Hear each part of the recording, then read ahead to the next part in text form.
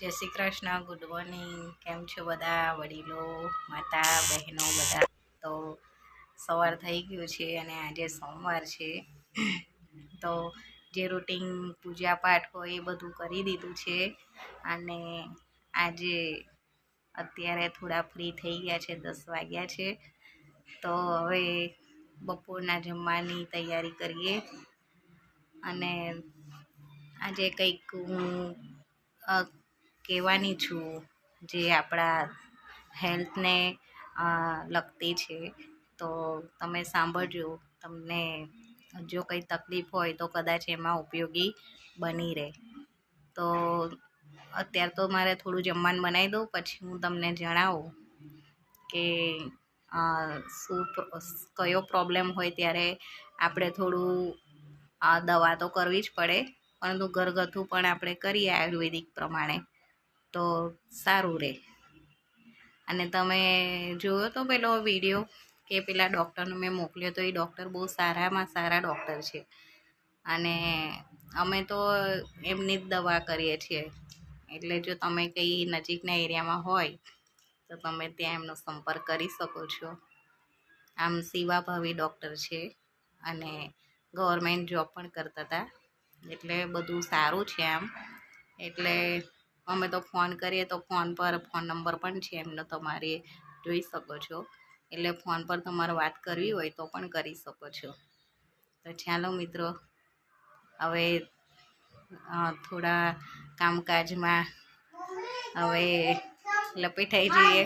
પછી ફ્રી થવું ત્યારે હું તમને જણાવું. ઓકે, શું બાંધું? દોરી. ઓકે, બાંધી દો. તો તમે જુઓ, આવા જે મરચાં હોય ને, જે થોડાક મોટા અને જાડા કેપ્સિકમ, તો એને મેં આવી રીતે એકના 4 કર્યા છે. એટલે વચ્ચે ઊભો ચીરો કર્યો છે અને એક ચીરામાંથી 2, એટલે એકમાંથી 4. હવે લસણ લીધું છે બધું બહુ, એમાં લીમડી અને ખાલી એક જ લીલું મરચું પીસી લીધું છે. અને આ કઢાઈ લીધી છે. કઢાઈમાં હું થોડું તેલ નાખીશ. મરચાંને આપણે થોડા ઢીલા કરીશું. એટલે ઢીલા કેવી રીતે થશે? તો આપણે થોડું તેલ નાખી અને થોડું ગરમ થાય એટલે એની અંદર જે મરચાં છે કાપેલા, કટિંગ કરેલા, એને આપણે થોડા સાંતળી દઈશું. તો જુઓ, આવી રીતે મેં કર્યું છે. થોડો ફાસ્ટ ગેસ રાખ્યો એટલે છે ને પેલું મરચાં ખરા ને તો વહેલા શેકાય, તેલ વહેલું ગરમ થાય એમ. તો આ તેલ મેં ગરમ કરવા મૂકી દીધું છે અને મરચાં પણ કટિંગ થઈ ગયા છે. બધી તૈયારીઓ થોડી થોડી કરી દીધી છે મેં. અને બેસનનું હું કરી રહી છું. તો મેં 1 વાડકી જેટલું બેસન લીધું છે. બેસન તમારે જેવું તમારે માણસો હોય, મતલબ કે તમારે અનુસાર તમારે બેસન લેવાનું છે. થોડા બેસનવાળા કરવા હોય તો થોડા. અને આ જો આ તેલ ગરમ થઈ જવાય છે. હવે થોડું હલકું, થોડું વધારે નહીં, મીડિયમ. હવે આની અંદર મેં નાખ્યા છે મરચાં જે કટિંગ કર્યા હતા એ. હવે એને હલાવીશું ધીરે ધીરે. તો આવી રીતે મેં હલાવ્યા છે. ધીરે ધીરે કરીને હલાવીશું.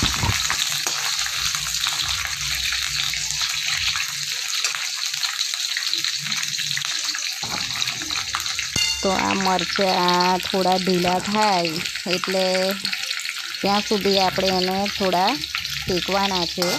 તેલની અંદર થોડા ફ્રાય એકદમ વધારે તેલ પણ નહીં નાખવાનું કે જે તળાઈ જાય. આપણે મીડિયમ આંચ પર એને શેકવાના છે. તો મરચાં શેકાય પછી આપણે એને બહાર નીકાળી દઈશું. તો જો હવે તૈયારી છે. હવે અડધા શેકાઈ ગયા છે, થોડાક બાકી છે. તો તમારે હલાવતું જ રહેવાનું છે. જેટલા હલાવતા રહેશો એટલું દાઝશે નહીં અને સારી રીતે તમારા મરચાં શેકાઈ જશે. આવી રીતે શેકતા રહેવાનું છે. હવે 1 કપ બેસન મેં લીધું છે, 1 વાડકી. એ વાડકી બેસન તમારે જેટલું તમારે જોઈતું હોય એ પ્રમાણે, તમારું ઓપ્શનલ છે, તમે લઈ શકો છો. હવે આને તમે બહાર કાઢી દો. મેં આવી રીતે તેલના અંદર આવે એવી રીતે મેં બહાર નીકાળી દઉં છું મરચાંને, કેપ્સિકમને. તમે પહેલાં મરચાં પણ આવી રીતે કરી શકો છો, પણ એ વધારે તીખું લાગશે, એટલે તમે આ મોટા મરચાંનું તમે આવી રીતે બનાવી શકો છો. હવે આ જે તેલ વધ્યું ને એની અંદર હું શું કરીશ, એક વાડકી જે બેસન લીધું છે એ આની અંદર નાખી દઈશ. બેસન છે એટલે એને શેકવું પડશે. શેકીશું તો કાચું નહીં લાગે અને પેટમાં પણ નહીં દુખે. એટલે આને બરાબર જોરદાર હલાવતું રહેવાનું છે. જેટલું હલાવશો એટલું નીચે ડસશે નહીં. જો આ ફટાફટ મેં હલાવી અને આ કેસરી રંગ થઈ ગયો છે. આવો રંગ થાય ત્યાં સુધી તમારે હલાવતું રહેવાનું છે. તો આ શેકાઈ ગયું એવી નિશાની બતાવે છે. તો આ શેકાઈ ગયું છે, તો પણ હજી હું થોડી વાર એને રાખીશ. આમાં આપણે સ્વાદ અનુસાર મીઠું નાખવાનું છે. અને મેં જે પેસ્ટ બનાવી હતી ને, લીલું મરચું, લસણ, લીમડી, એ પેસ્ટ બનાવી હતી એ આની અંદર એડ કરીશું. કેમ કે બેસન ખાઈએ ને તો પેટમાં આપણને દુખે, અને આવું હું બનાવું છું ને એ બેસન તો આપણે ખવાય જ નહીં. જો આની અંદર લસણ ને લીલું મરચું ને થોડો આવો મસાલો ના નાખ્યો હોય ને તો પેટમાં દુખવાનું ચાલુ થઈ જાય. એટલે આ કંઈક આપણે બહાર જઈએ ને તો પણ આ લઈ જઈ શકીએ છીએ. કારણ કે બહાર જઈએ તો કંઈક ફરવા ગયા હોય તો આપણને ભૂખ લાગે તો શું કરવાનું, બહાર ખાઈએ તો ઠીક છે, ના ખાઈએ આપણે શાક રોટલી કે એવું કંઈક ના લઈ જઈએ તો આવો કંઈક નાસ્તો ક્રિસ્પી એકદમ ક્રન્ચી એકદમ સરસ લાગે. આમ તમે એકવાર બનાવજો તો ખરા, તો તમને કેવું લાગશે. આ જો હવે થોડું દજાવા લાગ્યું છે, એટલે હવે મેં જે પેલા મરચાં શેક્યા હતા ને એ આની અંદર એડ કરી દઉં છું.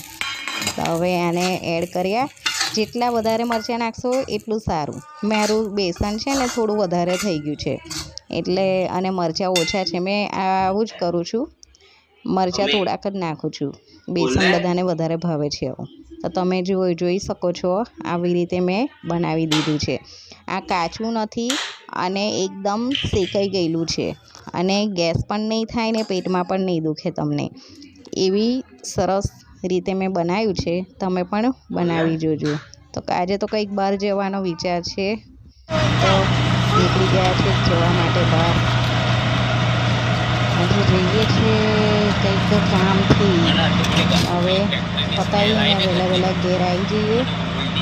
પછી મેં તમને જે સવારમાં કીધું હતું, મારી બહુ ઈચ્છા છે કે હું તમને કંઈક કહું.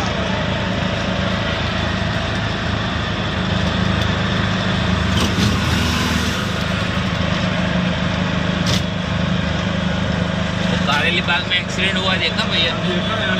डर लगता है मानव से मानव नहीं में। આને વળી પુષ્પાનું ભૂત લાગ્યું છે. જુઓ તો કેવું કરે છે.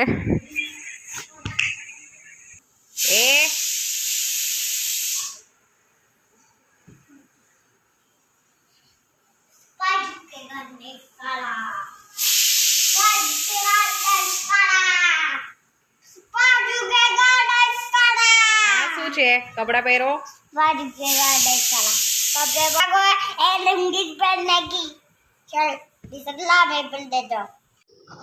તો ભાઈઓ, બહેનો અને બાળકો, એ તમને કંઈક કહી રહી છું કે સૂર્યોદય સમયે સૂર્ય નમસ્કાર કરવા ઘણા જરૂરી છે.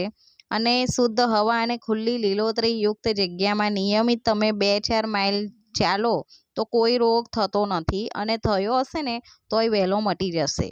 અને ઉનાળામાં તો ચા, કોફી, કોકો, લેમન, બધું જ જે રૂપાળા શરબતો તમને સારા લાગે છે ને, ઠંડા અને ગરમ પીણા, એનો ઉપયોગ તમારે ઓછો કરવાનો. એ આપણું શરીર ઘસી નાખે છે. એટલે આ એક પ્રકારનું તમારા શરીરમાં ધીમું ઝેર ફેલાવે છે. તો આપણને કોઈ પણ દર્દ થયો હોય, એટલે કોઈ પણ તકલીફ થઈ હોય ને, તો આપણી ભૂલના લીધે જ એ થાય છે. એટલે સમજીને આપણે યોગ્ય દવા કરવાની. અને જો આપણને એ તકલીફ મટી જાય ને તો પણ આપણે એને ભૂલવાનું નહીં. આપણે જીવનમાં જો સાદું જીવન, સાદો સાત્વિક ખોરાક, ઉત્તમ વાંચન અને આપણા વિચાર અને બ્રહ્મચર્ય અને સત્કર્મ, શાંતિ અને મધુર વાણી અને ક્રોધ રહિતપણું એટલે ક્રોધ વગર આપણે જો સદાય આપણે પાલન કરીશું ને રહેવાનું, તો આપણને જે દર્દ થયું હશે ને એ પણ વહેલું મટી જશે. અને ગેસ, વાયુ જેને ફરિયાદો હોય છે ને, એણે ગાંઠિયા, ભજીયા, ચેવડો અને ટેસ્ટદાર તળેલા જે કંઈ ખોરાકો હોય ને એને ટાળી દેવાના. અને જે વાયુ કરે ને, વાયુ આપણા ગેસ ઉત્પન્ન કરે ને, એ કઈ વસ્તુથી થાય છે? તો બ્રેડ, બિસ્કિટ, વાલ, વટાણા, ચણા, બટાકા આ બધા ખોરાકો અને વાસી ખોરાક તો લેવાનો જ નહીં. અને આપણે હંમેશા છે ને સાદો ખોરાક, હળવો અને તાજો અને સહેજ ગરમ હોય ને એવો જ લેવાનો, જેનાથી આપણી જઠરાગ્નિ ખરીને એ સારી રહે છે. અને નિર્દોષ આનંદ અને હસી ખુશી એ આપણા ઈશ્વરની દેન છે. એટલે એ ઈશ્વરની ઔષધિ છે. એટલે હંમેશા હસતા રહો, આનંદથી રહો, ખુશીથી રહો. બસ આ જ પ્રાર્થના ઈશ્વરને છે. તો તમે થોડુંક, મારી વિનંતી છે કે આટલું થોડુંક પાલન કરજો. આજના જમાનામાં તો આ બધું ભૂસાઈ જ ગયું છે, કશું છે નહીં. બધું જ બધા કોઈ પાલન કરતા નહીં. અને દવાખાના પણ એટલા અઢળક છે, અને એટલું અઢળક ખાણીપીણી પણ બહાર બધે જ છે. રાત પડે એટલે ઘરમાં અમુક જગ્યાએ તો ખોરાક કોઈ બનાવતું જ નથી. બસ આજે આમ પણ ત્યાં કેવા ખોરાક બનેલા, કેવા વાસણો ઘસેલા છે. તમે ખાઓ છો ત્યારે તો સારું લાગે છે, પણ પાછળથી તમને જે તકલીફ થાય છે ને એ જેની ત્યાં આપણે જમવા ગયા હશું ને, જે ખાણીપીણીની લારી ઉપર, એ લોકો કોઈ જોવા નહીં આવે. એટલે બધું આપણે જ જોવાનું છે.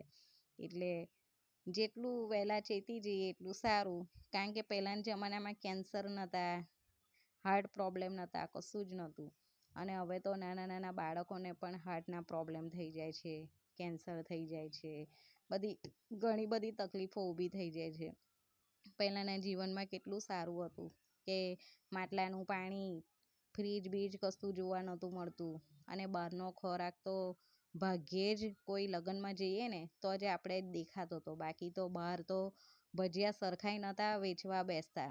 અત્યારે તો ભજીયાથી માંડીને બટાકા પૌવા ને બધું જ, સવારનો નાસ્તો, ચા બધું બહારનું, અને જમવાનું પણ બહારનું. ઘરમાં મમ્મી ના હોય, બેન ના હોય કે પત્ની ના હોય, કોઈની જરૂર ના પડે જો જમવા માટેનું વિચારતા હોય ને તો. એટલે ટૂંકમાં બહાર બધું જ મળી જાય છે જમવાનું. તો આ છે દવાખાનું. આપણું જુઓ, જીવનનું મેઇન આ ડૉક્ટર છે, એકદમ વ્યવસ્થિત ડૉક્ટર છે, અને એકદમ સસ્તા ભાવમાં તમારી દવા પણ થશે. અને એડમિટ કરવાની તો સંભાવના જ નહીં રહે, કારણ કે એટલા સરસ ડૉક્ટર છે. મને લીવર પર સોજો તો ખાલી એમણે 600 રૂપિયા જ ફીસ લીધી. અને બધું જ, મને પેટમાં દુખાવો થતો હતો, ઝાડા ઉલટી બધું જ. કાલે તો